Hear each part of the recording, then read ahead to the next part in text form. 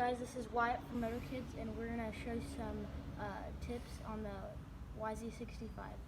So, I just washed this bike. Yes, it might seem a bit dirty, but there's some hidden scuds I saw. You can't really get up in here with the power washer behind the pipe. So, to remove this plastic, you start by taking off the seat.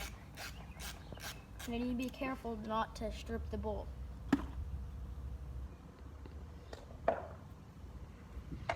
Next, you remove this bolt.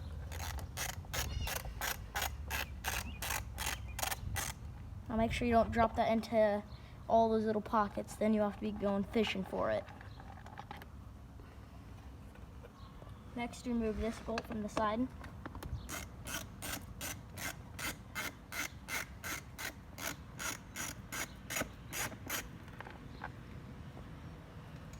then you pull off the plastic. And look at all that scuzz.